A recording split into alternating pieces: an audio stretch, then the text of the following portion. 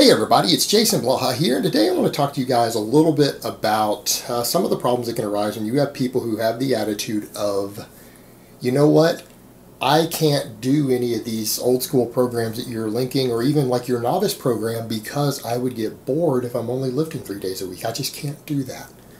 So let me put on my +5 out of weaponsmithing, work on scaling up my crafting a little bit, and let's talk about this, because when it comes to creating habits and loving exercise and loving training, it is generally a very, very positive thing in your life. But there is a threshold to where we can reach to where we can actually develop exercise addiction. Now, a lot of people are going to say, Jason, that's crazy, you know, because there's a lot worse things to be addicted to than exercise. And you know what? You're absolutely right. I would much rather a person be an exercise addict than a heroin addict or an alcoholic or a gambling addict or whatever else. They're going to be a hell of a lot better off. Everyone agrees with that. And you know, some people have addictive personalities. And if you have an addictive personality and you know that you have this problem, hey, turning to the gym instead of turning to alcohol or drugs or anything else is probably a damn good idea. However, it's also important for us to step back and assess these things and look at them and ask ourselves, is what we're doing trying to feed our addiction or our need to be in the gym? Are we using the gym to fill some void in our life, something else that we could handle? Because here's what happens. When someone says, no, I couldn't lift only 3 days a week because I would get bored. Well, you've got to step back and say, okay, but if that's how you feel, you need to step back and assess what in the heck is going on in your life? Because let's be honest here. If you would get bored because you're out of the gym and not lifting a few days a week, maybe it's time for you to step back and say, hey, what's going on in my life? Maybe I need to broaden my horizons as a person.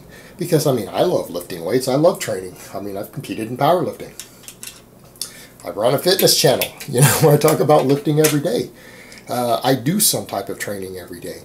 But to step back and say that you have to go to the gym or you get bored, you know what? There's other forms of exercise you can do besides lifting weights. And the thing is, what people need to step back and assess. Look at these programs that I linked. This old school training program. I talked about Arnold's Golden 6.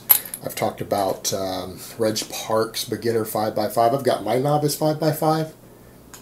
I've talked about a lot of these in the past. Most successful drug-free lifters for decades found training in the gym 3 days a week, lifting 3 days a week, gave them the best results. Hell, there's world champions in powerlifting who train 3 days a week. They only lift 3 days a week. So people need to step back and assess sometimes, you know, because people go in, they want to do these 5-day splits or 6-day splits that they're doing, and you've got to ask, are you doing this because you feel the need to be lifting all the time, or are you doing this because you want better results? And the question to ask yourself is my extra time I'm putting in the gym here actually giving me better results, or is it hindering my results? Meaning, it's fair to say that if you're doing a 5-day-a-week bro split, you're probably gaining muscle slightly slower than you would on a 3-day-a-week full body, or even a 4-day-a-week upper, lower, or push-pull. You would probably gain, if you're drug-free, or even mildly enhanced, you would probably gain more muscle on that 3 or 4-day-a-week program. Not a lot more, but it'd be a little more. So what I would ask people is your need to lift this addiction that you're developing, or whatever else is going on in your life to where you need it for entertainment purposes, is that really worth getting slightly less gains over? And so that's also important to ask is, why is it that you're going to the gym? And that's an important question too, because that's what it comes down to. We all have reasons we go to the gym, and at a certain point, you know what? Not everyone's going to the gym to make gains. A lot of people are happy with their gains. Some people go to the gym just to maintain. Some people go to the gym just because they enjoy it. And so that's what people need to assess what's going on here. Are you going to the gym just because you enjoy it? Well, you know what? That's okay. There's other things you could do in the gym besides your split routine. Are you going to the gym for extra health benefits because you don't want to get in the habit of not going to the gym, and maybe you feel like you would do better as far as maintaining your habit and lifestyle by going every day, well, that also falls back into the category of you could come in and do cardio, you could do GBP work, you could come in and do your conditioning work on those off days. In fact, I think people should do some sort of conditioning work or cardio 7 days a week. That's what I recommend. That's what I do personally. And people say, well, why aren't you ripped? Because I eat a lot of calories. See, you can't break calories in, calories out. You know, you could run a marathon every day, and if you re-ate the calories up that you burned in the marathon, you wouldn't lose any weight. Just throwing that out there. But you would be healthier.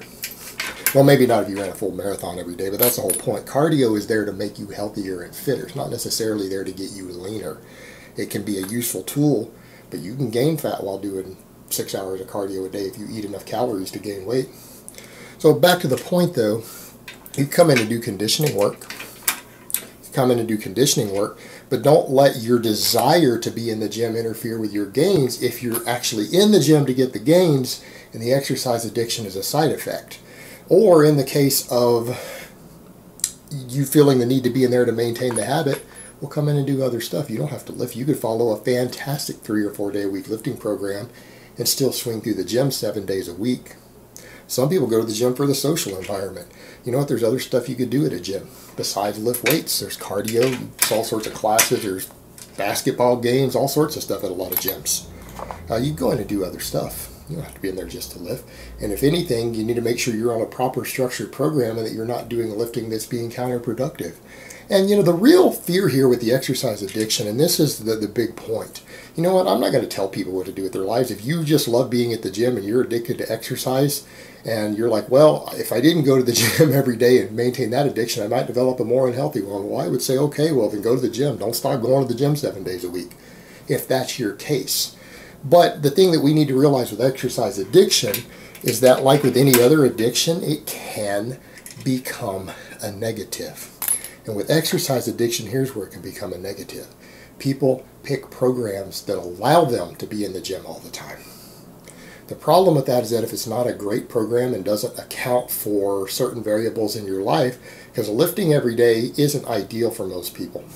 You're a professional athlete, you're on the Bulgarian Olympic lifting team full-time. It's a little different than people who have jobs, school, other stressors.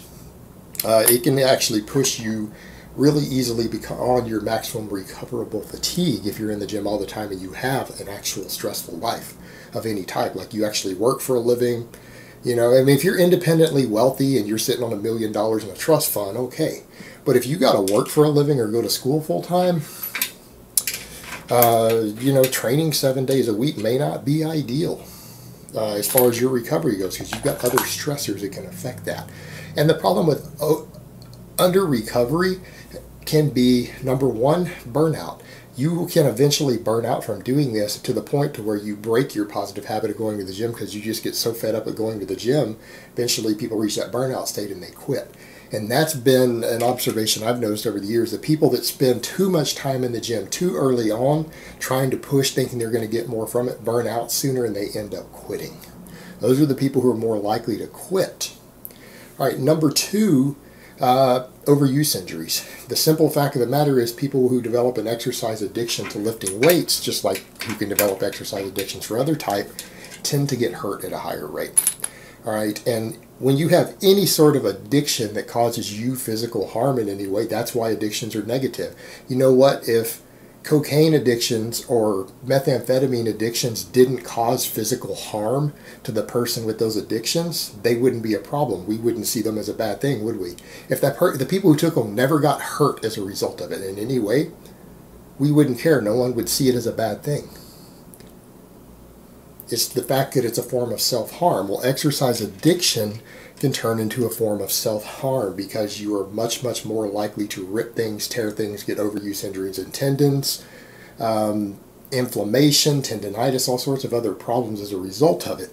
So again, it's important to step back and assess, are you letting an exercise addiction force you into a type of training or a routine that is going to have a higher chance of hurting you? Is your exercise addiction going to force you to not be able to deload when you need to? You develop an exercise addiction and you start ignoring, say maybe some tendinitis down here. You start feeling your elbows hurt and you ignore it and keep pushing. So what a lot of people do who do that, well, I'm just going to put a sleeve on there. That'll put some compression on it. Then I won't feel it when I train, and I can keep pushing more. Instead of backing off and deloading, they'll do something to stop the pain so that they can keep pushing through it. Well, guess what? Eventually that leads to snap city. They snap shit off the bone. That's not a good thing. That's the point where exercise addiction can become a problem. And definitely, I'm going to point out anyone who starts using sleeves and wraps to deal with connective tissue pain in the gym, that's a person who has exercise addiction and is on the path to an injury. It is going to fuck them up eventually. It's a dead giveaway right there.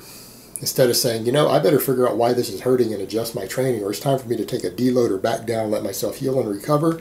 No, they wrap it, put a sleeve on it, and keep doing the same thing that was causing it to hurt. Right? That's exercise addiction. That leads to injury. That is self-harm. So be aware of that. Watch for these things. Alright guys, but that's really all I have to say on that today. I hope it's been informative, and I will talk to you guys next time.